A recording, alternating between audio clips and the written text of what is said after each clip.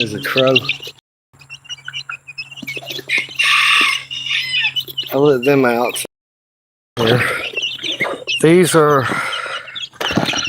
you know, they've got flat feathers, so they're a little more armored up than if they were just like day old chicks. Even though this is not what I prefer, this is a drier and safer location as far as predators. I'm not gonna have to worry anything getting into them, because this pen right here, this chicken wire goes deep into the ground all the way around. It does have little gaps up there. I don't, you know, but I haven't, most of, like, if there's a gap of any significant size that's got wire over it, maybe right, the camera ain't picking it up, but there's wire on that side facing. On that one there isn't, but that's not a lot of a gap, but maybe it is too much of a gap. But I haven't had anything break into this pen. It's always the pin over there. And the pin over there, I run out of staples, not all the wire at the top is stapled, but it hasn't moved. So it does, I don't think anything's been up through that way. Maybe this small little wooden gap in the top, I don't know. I'm gonna watch, and I'm gonna hope that these are not bullied. And I'm gonna make sure that there's plenty of food and water in this pen. I'm gonna release them like right here, so they can hide under the pallets. They can have this box as kind of a hiding spot, and they can be kind of, yeah. These other birds, they'll get curious and come in here to see what I'm doing.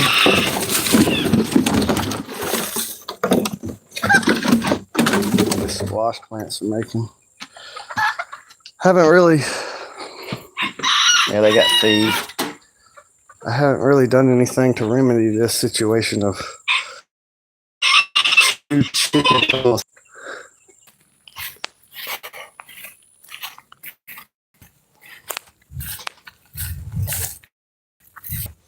This sawdust helps keep moisture in the soil. It'll break down just for non-treated wood. See, I dumped that dirt that I was digging out here to raise this area, so all the water that drains off there, we're kind of catching soak here. I planted a few pea plants on there. It's really going to be a place for trees or blueberry bushes in the future when the other trees are cut down and bring more light into the area. But now's not the time for that. Now's the time for enjoying the shade of those trees until it's absolutely time to put other shade-making trees in the area. I ain't cutting them down. Those are pea plants that just get watered by the rain funneled to them. Eventually, I'll harvest those peas, dig the rest of this out all the way back to there, like back through here. I'll chop that down to that depth and put a pond liner in it. And the overflow of this pond will flow down into that one. I kept this tree, even though maybe I shouldn't keep a tree on the dam, but I just liked it. It's very bushy. It's unique among the pines in the area. Well, there's a few more like it, but it's a rarer phenotype, I guess. There's a lot more of the log producing pine than just a bushy pine. So, for a second I thought that was a snake, but it was a stick. Well, this area's already dried up. There ain't no ants farming aphids over here no more.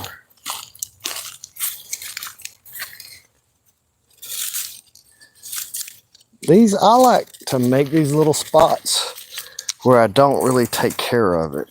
Like very low calorie on my part. Like I just press some seeds in the mud, never water it, never take care of it. Took care of it a little bit just because I was rooting fruit trees up under its shade in this kind of shaded area. But this is like, I got other peas that I water all the time that I take care of, that I harvest more off of, but I put more work into harvesting more off of. And then I have these that come in here and barely even do anything to take care of them. And I took 2 pea pods, and I've already harvested peas off of them and fed them to the chickens and ate them and everything. But I just took apart 2 pea pods and planted over in that bunch you just saw. And I've had, I don't know, more than 60 pea pods harvested off of them already. And I think there's still some time in the year maybe to get another crop. And I'm going to come around here on the pond dam, and I'm just going to plant some of them. And they're by this little shallow pond thing, so I could fill it up with a water canteen, a little garden water, and water them from there pretty easily. Low maintenance, not a lot of work. This soil is already softened from when it was dug out of the hole, so I don't have to really work too hard to remove any kind of plants. If I don't put anything here, it'll just be grass that's harder to get up, and in my opinion, less useful really. And even if these pea plants just grow late in the season and put roots in the ground and make some plant material and die, it's going to be good for adding organic material to the soil, and its roots are nitrogen fixating. You know, it's good to have the pea plant there for that reason anyway. I'm gonna do some kind of lazy stuff there and plant the whole pea in the pod sideways and see what that does when I come back. But see, just low effort. And if I get more seeds than I put in the ground, even if it's just a little bit more, I've made a profit. And that barely took any time. I barely did anything. And then I'll probably be able to go out there and get me a pot of peas to cook and keep me real full for a day. And I didn't even have to work an hour for it. Now, where I really work and really like mulch it and water it and make sure there's no weeds and take care of it, I get a lot more off of that. Yeah, I get a job at shelling peas with that. Get a good bit of food though. And I like to dry them and freeze them. It is emergency food for chickens and other things. There's some algae growing in different clusters up in this pond now. This is the one that just breeds so many mosquito fish. But I don't see any at the surface right now at all. They're all at the bottom. But believe me, they're there. I've shown them in other videos. There's a lot of them in there.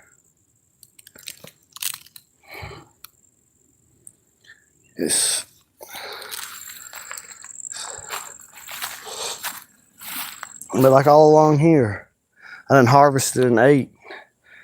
But I used to walk all the way to the pond. So I dug this here and put this pond liner here.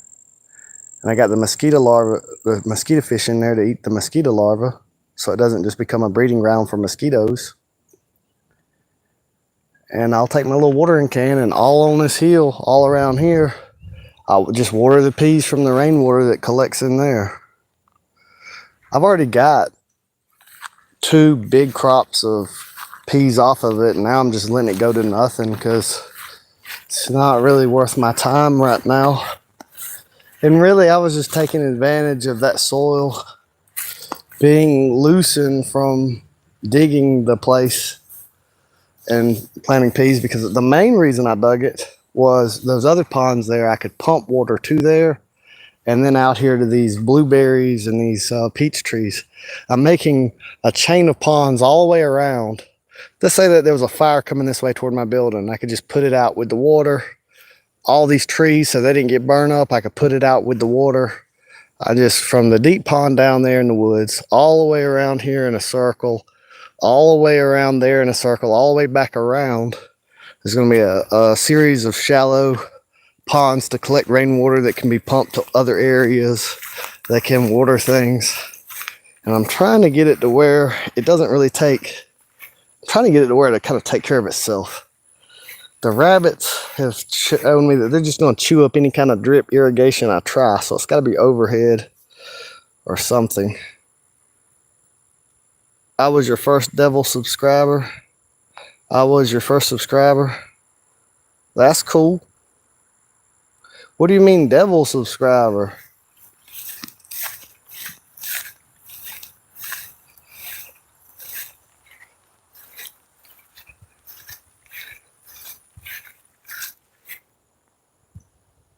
Ew, I got a guess of who it might be.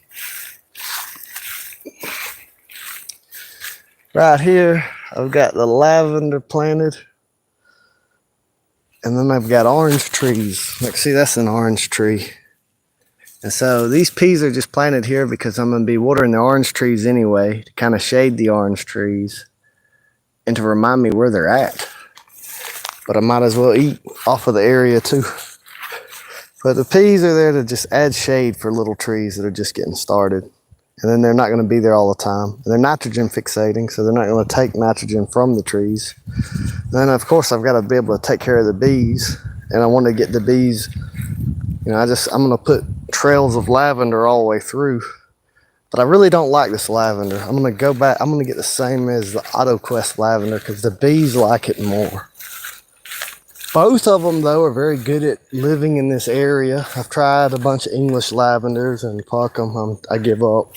You gotta have the fucking Spanish or French lavenders.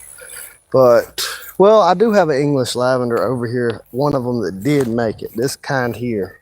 And I don't remember what it's called. I think all the tags are dry rotted. But still, the bees like, this is what the bees like. And the little rooster. That's the more orange colored one. That's why he got, see how them little bantams got that little squeaky. I let these go to seed. I've never been able to sprout them from seed, only cuttings, but I'm gonna try. And these ain't dried out yet. Seeds ain't coming out of them. If I would have cut them, I'd have got a second set of flowers for the bees. But if I let them go to seed, I get millions and millions of seed if I can ever get them to germinate. And this is definitely this AutoQuest Spanish lavender does the best for Wheeler County, I think. It produces the most nectar. The bees like it the most. It's just, that's the best one. Motherfucking fox, which I'm not going to hurt the fox. I'm going to try to befriend him, but he ate all my grapes. And he ate some chickens. And they say that the fox smells a little bit like weed, and I think that's why he walked so close to me. He didn't know. He thought I was a fox. I was sitting on some pallets.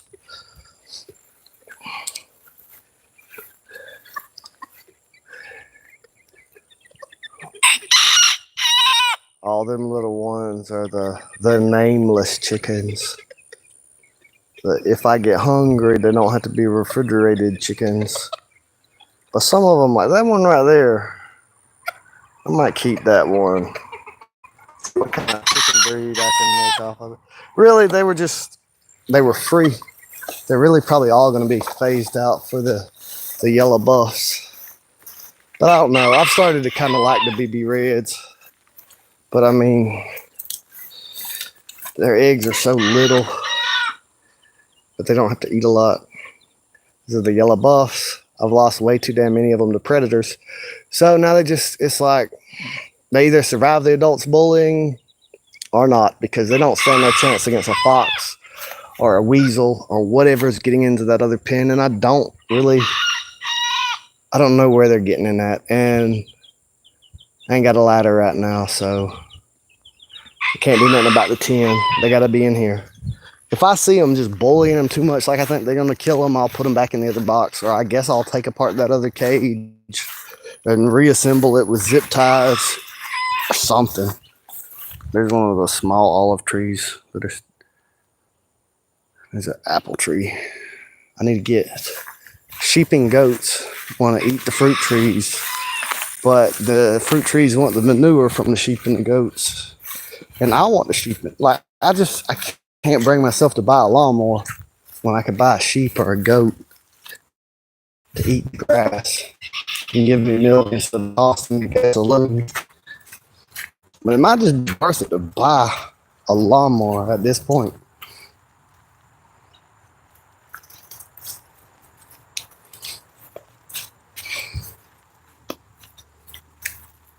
I'm gonna get a filtration system next. I might as well. I already moved all the rainwater along the ridge. Oh look, there's a black crane. I can't even see him. I got my glasses on. Where is he? I saw him flopping in the air somewhere. Where is he? I got a black crane and a white crane that. Guess I kind of gotta scare him out to get him to fly so I can see him. But he's a very shy bird. His lift makes a lot of noise.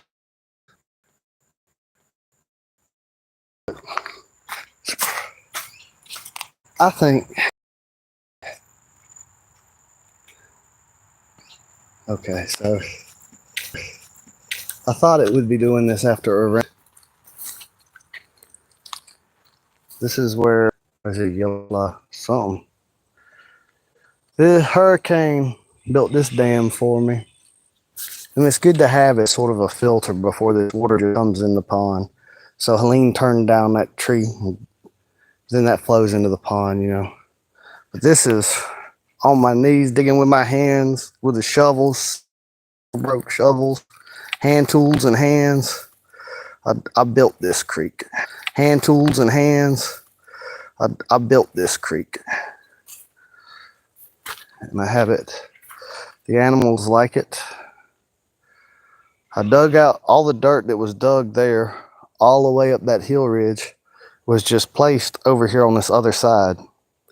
And so the weight of it compresses this dirt. And so water would flow easier through this dirt than that dirt because the weight of this has compressed it. And so all the water from that whole entire hill, this hill goes up all the way up that way. All that rainwater now is caught here in this line all the way through here before it can even go to the swamp. And it comes down this way. But it's slowed down because, you know, I have to maintain it, but it kind of naturally builds a filter for itself. And look, what's that?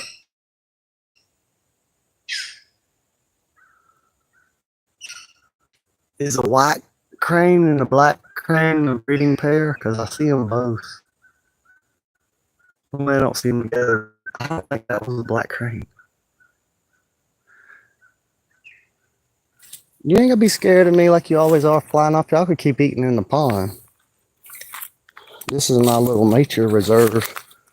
I'm increasing the biodiversity here. I've cut a lot of these maple trees. Well, the hurricane took down these pines, you know, but I don't think my slide's gonna grab this tree.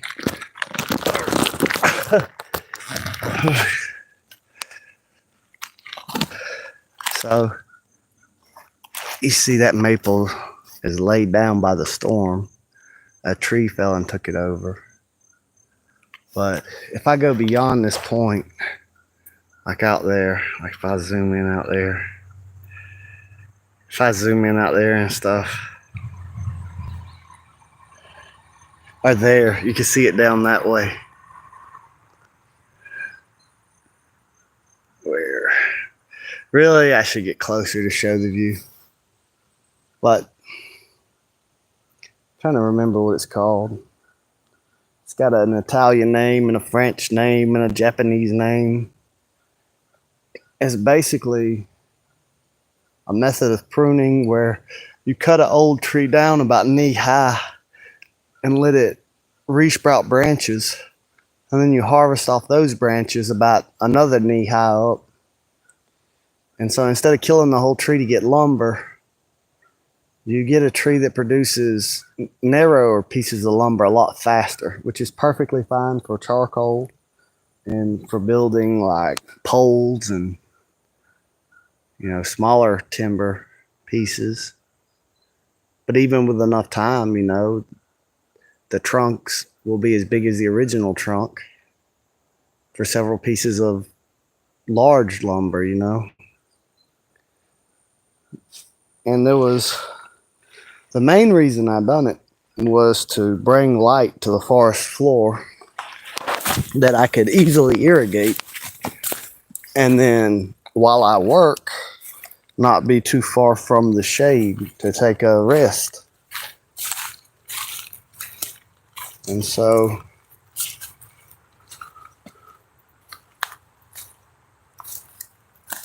that's really why I done it. But it had another positive effect, is it made the maple seeds in reach of the deer so the deer could eat them, and the deer started coming into the area more.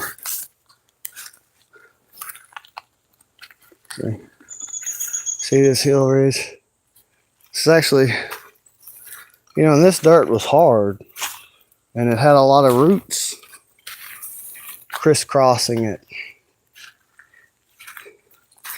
It was not an easy task. It wasn't easy. It wasn't easy, but it was rewarding. And you know, most of all of that, you see how the hill's higher that way? So now I've made the funnel for where, you know, some of it right there is, if it ever overflow, I'm trying to get the balance right, because I'm having a problem where I want to slow the water down.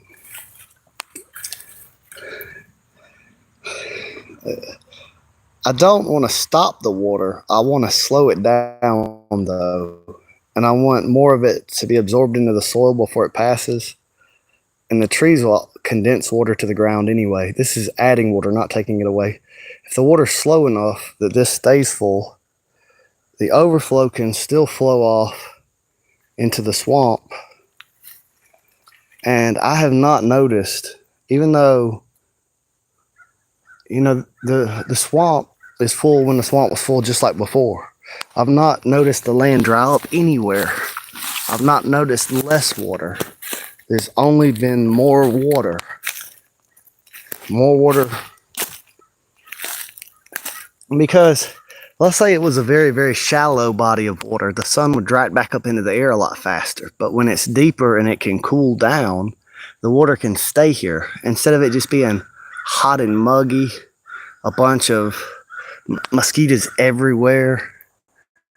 You know, you couldn't be out here before. And now the mosquito fish, the fish I've put in the water, the plant life to allow for the fish life, just the filters on the water, it's all made it so that you can be out in this area and not get bit by mosquitoes. And mosquitoes love me. But the mosquito fish, I have mosquito fish in this creek, but this has never been permanent year-round yet. I'm working to do that. I've done it to the other pond back there in that corner. And because see this, if you think, it's just all about the math of it, right? I can't let it, if I slow it down too much and this end isn't built up high enough, it's just going to overflow and be lost and become a bunch of muddy swamp land, really. So I've got to get it to go slow enough that it stays full, but fast enough that it doesn't overflow here. And really what I need to do is dig it out all the way down there more. I don't want to dig it out so much that it flows faster, but like just dig out some of the vegetation, like from routine cleaning, and cut some of these trees to where I can get a wheelbarrow up and down here. And then right along this area here where I've placed those branches to slow down the mudslide, I need to put all the dirt along this ridge here and build it up so that it doesn't overflow off into that way when the water gets high. And so it's got more capacity to hold more water. But I don't want all the runoff water with gasoline and pollutants and everything just flowing straight into the pond. I'm going to make like imitation beaver dams basically to filter the water before it flows back the other way. But it's like I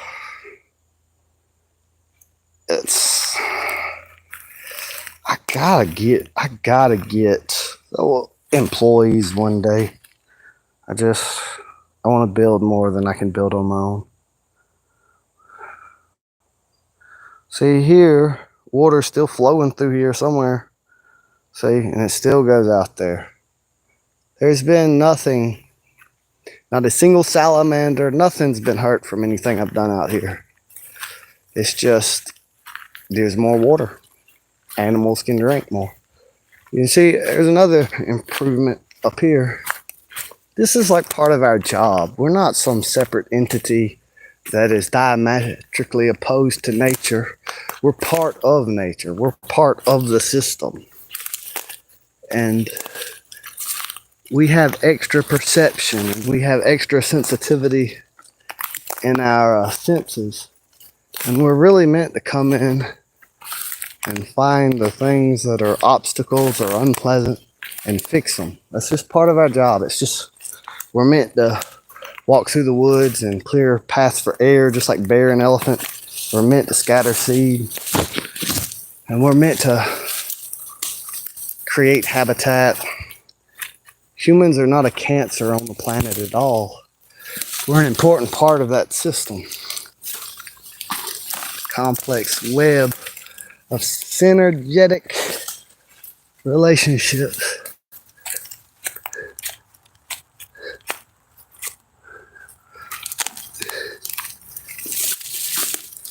There's a spot I'm looking for that, because it's not raining, I can't find it. I don't see the water flowing. But I haven't walked through that area in a while, and I want to keep it walkable. All right.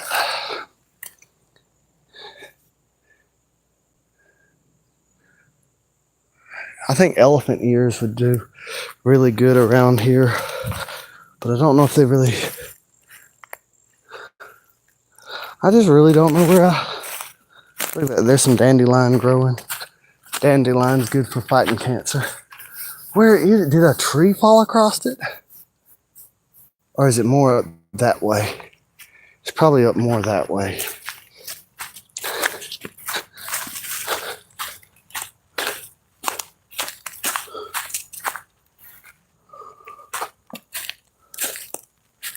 I'm not doing it, you know. I'm not walking all throughout there. I'm not trying to spend the whole day inspecting the canal.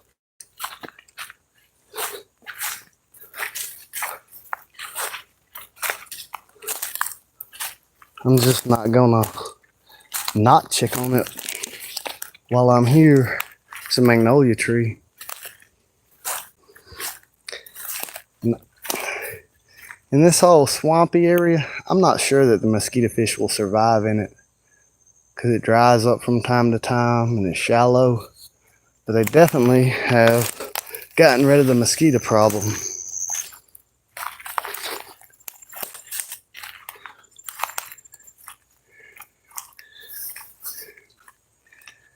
See, part of the reason this is even able to be like this, so people think of these trees as drinking a lot of water. But these trees store a lot of water. These trees bring water to the surface. These trees shade for evaporation. And normally, if you have enough hardwoods, and that forest is old enough that you have a lot of trees, 50 years plus, the ridges in their bark start to be able to very efficiently. It takes a long time for a tree to be able to do this. But when a tree gets really old, their bark is very good at catching water from the air and bringing it to the ground. See, this one, this side here, this is something that's all natural. I didn't dig this, I didn't make this. This just naturally is a creek from time to time, but it dries up. And normally it would be dry now. But the overflow of the artificial creek that I've made, see, used to, that water would just rush off the property. It would just flood in real quick and flood out real quick on the other side. And so, I haven't, by catching water before it comes here, it hasn't reduced how much water's here. I think it's cooled the earth. It's allowed less to evaporate. The overflow of it still comes here. It's just a lot of it that used to rush in and rush off it hangs around a little while longer and takes longer to flow off. It still flows out. It still gives us some amount of water. It's always done. It just sort of makes an impact here before it's gone. Now, this area here, I think, I'm really thinking about digging a pond here. Because if I dug a pond here, of course it would fill up, but it would also be a larger body of water that could keep dragonfly larvae, support fish, and it would really have more mosquito larvae would be ate. Right now there are crawdads out here, and they could live in the pond too, and they could feed, and they can filter the water. If I was to put freshwater mussels here in the summer, they would dry up and everything would be dead. Only the crawdads, like their eggs, can survive in the dryness and come back when the rains happen. But I think if I was to dig a pond here, it would fill up and then it would overflow. And there'd be a lot of water there that would be cooler, that wouldn't evaporate as fast. Of course, that would rot all this timber out. But I want to remind people that I plant a tremendous amount of trees. And by making like when you dam up an area and then like if I was young trees, like, you know, people will see beavers eat a lot of trees, right? But beavers like to eat young trees. And a beaver will build a dam and they'll make a floodplain as a result at a certain stage of that process. But then young trees grow super fast in that area. So I had, there's an area where there was about 4 pine trees, and those pine trees were blocking sun from my peach trees. But there was so many little tiny baby trees around them every year that they would get shaded out and they would not grow. Well, I cut them trees down, and now there's probably, I don't know, maybe even so high as 80 trees that have grown as a result, growing in that area. And they didn't have to be replanted. They replanted themselves because they were in an area that's good for trees to grow. And the trees had already been mature and sending a lot of seeds out for several years before they were ever cut down. And I'm not reducing the amount of trees. And I'm not making any type of tree that's native to this area go extinct either. Like the cedar trees, the magnolia trees, the little baby trees, a lot of them won't make it. They'll dry up in the summer and everything. But if I take care of them, a lot more of them make it. And I can plant them in an organized fashion to where they can all live together and there'd be room for me and other animals. This forest in this area, it was getting choked out basically. Eventually, it was becoming a fungus forest, really, for tree. I didn't kill a single tree. I just pruned them down or starting to grow. But you can't really replace the value of an old tree except with time, because they're just so much better at bringing water to the ground. And a lot of hardwood trees will work together and they'll build a creek with their root systems, putting pressure in the ground. This is what I'm talking about right here. See here? You have the original stump of this maple tree, right? And instead of the maple tree being cut down and being killed and the stump being removed, now you have these here. And now what I'll do is when these get up a lot bigger, and this right here gets comparably thick to this right here, and I'm going to prune some of this stuff out along the way, but that will be cut for lumber, and it'll be cut down, and these two pieces will be left, and more branches will grow from them. And so that will allow me to constantly harvest wood for charcoal or whatever from this maple tree.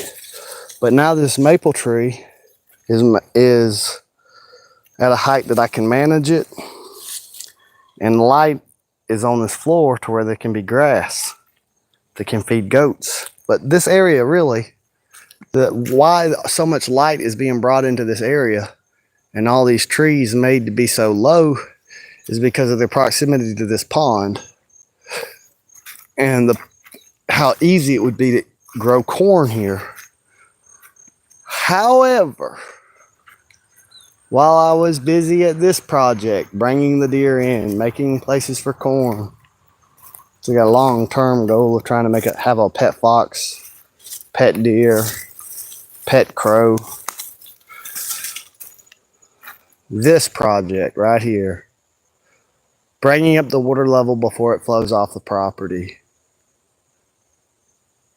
This has caused a situation to where there's so many mosquito fish in that water.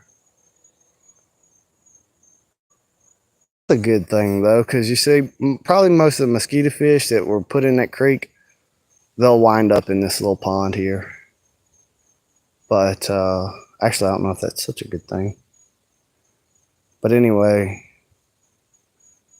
this causes a condition where all the way back to that tree over there, if there's a hurricane or something or a tremendous amount of water, sure, there's not all the erosion, sure, there's not the water just rushing off the land and everything, but before it drains off, it floods this whole entire valley now. Maybe I did that, maybe I didn't, I don't know. I don't have proof of, I don't know. I don't know what, I didn't see it every year for years and years and years and years before I bought it and started finding out.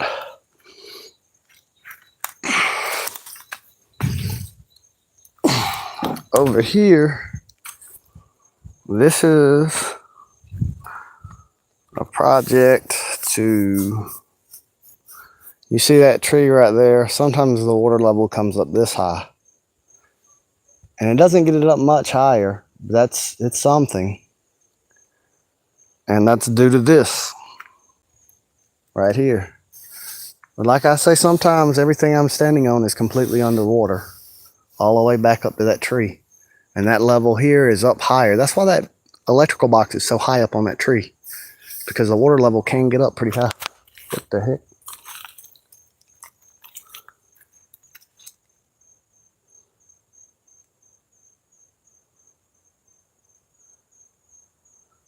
I can travel back around faster to the left than the right. But I don't want to be pinned in this area with some mud if there's a fog or anything. See, I bent that over for the future. This area is being shaped. These trees are being kept. Like, this tree will not be cut down. This tree is like a foundational tree to the area that will be used to use in the whole water cycle. Another reason for this being done this way is to make it easier to move in and out wheelbarrows and rake up all this area, harvest all these years and years and years worth of fallen leaves and pine straw, which have been placed around the fruit trees. Now, because this area floods, it's kind of messed up the idea about letting more light in this area and planting a lot of fruit trees here as well.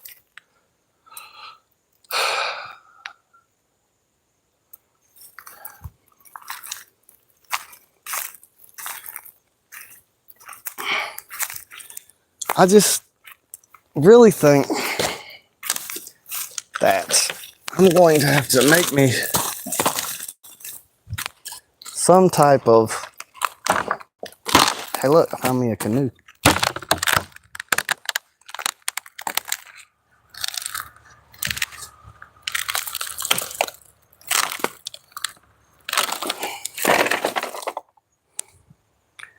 I'm going to have to build, I want to dig this pond out deeper. And I think that could fix a lot of my issues. I really don't want to kill everything that's in this pond though. Like, I don't want to pump all the water out to re-dig it. But I think I could build a much better pond if I did. So.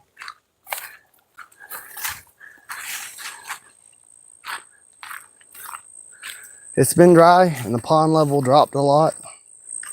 So with these, I'm glad I built that system that I built so that a lot of that rainwater will flow into this pond and be available to water the peach trees and stuff up there on that hill.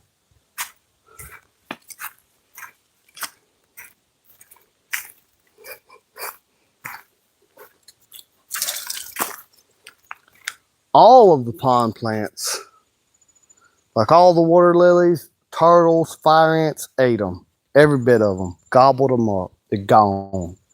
That's why we can't have nice things, y'all. I'm trying to put some beautiful water lilies and lotuses out here, and y'all just gobble it up with no regard. Why don't y'all eat that stuff y'all been eating?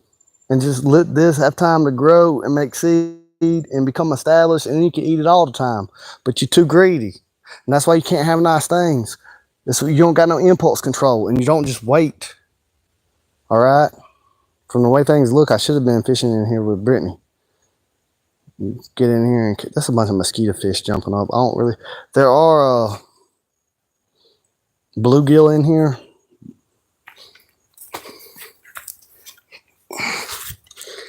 This collects rainwater from the hill before it drains out, but it's not. It's been so dry, I don't have any. That's something else. I don't know what. That's elephant ears. And the elephant ears on the other end, something I think ate them. But at least it got something to eat. Man. No, I ain't even. I took these dandelions and spread them around in the woods out there. I put them out there. I ain't got to worry about watering the coffee plants, the bananas, none of that, because it's going to be rainy all week. I think even with it raining, though, the trees could use some more water. But I'm not. I've got a week ahead to be doing that. It doesn't have to be done today. I'm not saying put things off forever, but me and Brittany both work, and we don't get to see each other a lot.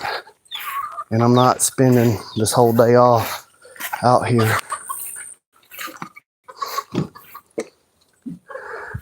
How are y'all treating the babies? Oh, now you want to sit, now that I've gotten the eggs out. Now you want to sit over there. Was you sitting on eggs? No, she's just bullshitting. There they are. Are they getting bullied? They're not really. I don't see any kind of bullying really going on, really. Yeah, 2, 4, 5, 6. Where's your other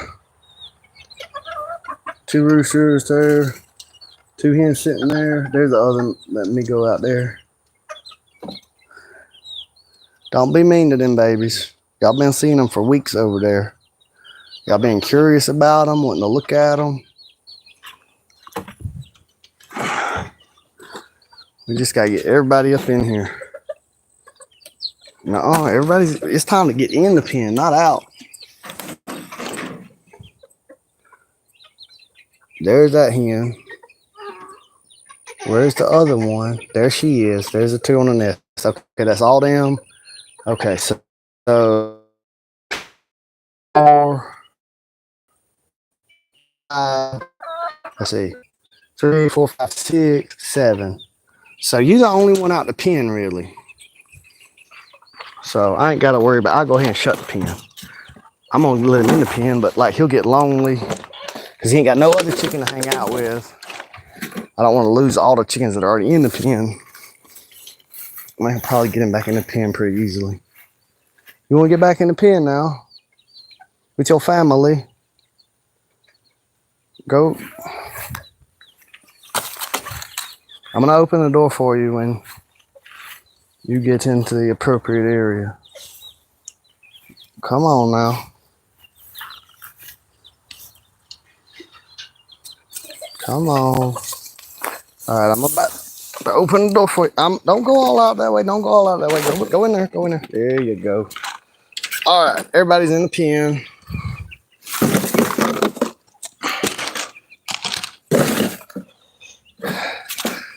I want them to see abundance when I add these new chickens. I know it's kind of wasting feed. I got a 50-pound bag of feed on the back of the truck, but I want them to have it in their idea. There's plenty of food. That way they won't be so mean on the new guys. So far, it's like they haven't shown any aggression, which surprises me because they did when I introduced the other ones. But I think it's because they've been let out of the cage and they've been just curious and they've been watching them through the chicken wire in the other cage. And they've just been, I guess, kind of bonding with them just by staring at them. They've been kind of thinking, oh, them chickens are kind of cute over there. They hear them all. Because look, the rooster, nobody's went over there to peck them or anything. I'm glad. That's good. Because I don't know how, but something's getting in that other pen, and so I really love to see that they're not bullying them at all. And I just think it's because their whole lives they've been watching them. They already see them as part of the flock. So that is good.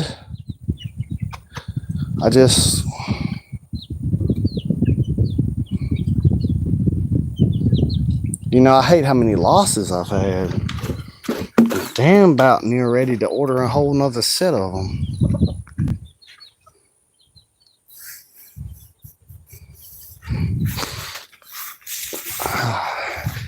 Well, it's time for me to get myself to the house.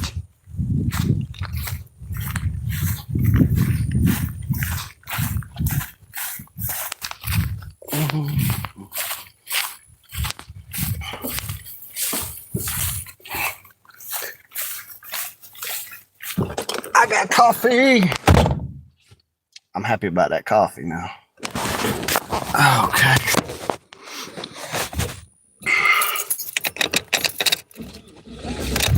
Ouch. I got a cut from work across the part of my finger that has to turn that key.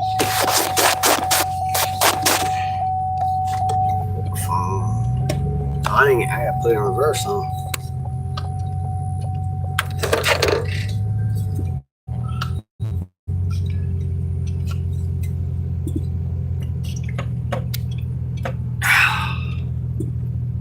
Coffee is just so good when you are coffee deficient.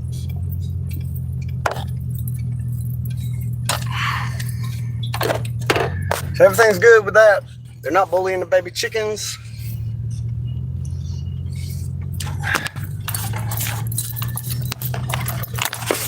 We got food and water. All the food and watering things from the other thing, I can buy water and fill them up. I'll probably take them buckets of rainwater that I got and fill them up.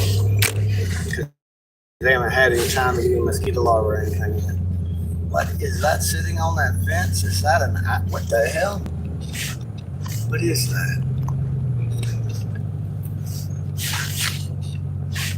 Oh, I guess the storm just blew some kind of piece of rotten bark into the fence. The way it was bent over, first I thought it was like a hawk or an owl or something. It had a kind of a shape like a bird, but it was like a piece of warped bark off of a tree.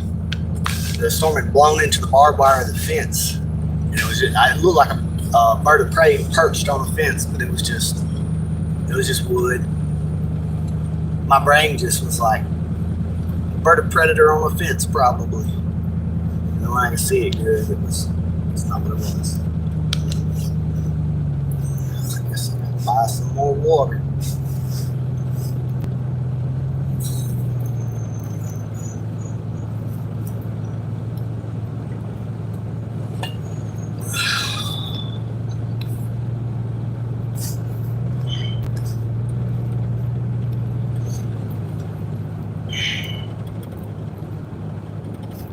Guess I'm going back to work in the morning. Guess I'm gonna keep working at all, folks. I really like it. Only the weekends were forever and the pay just as good.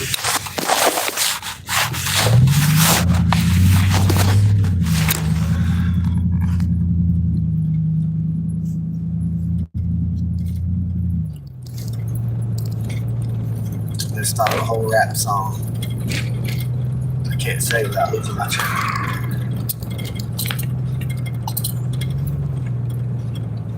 What was I gonna come here? I needed gas. I needed gas.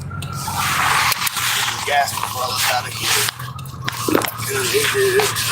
I guess stop and buy a few gallons of fuel.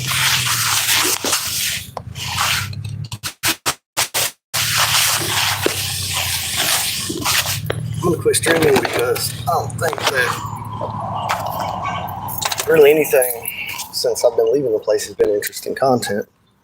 I'm gonna watch me pump gas. I doubt it. Maybe they do.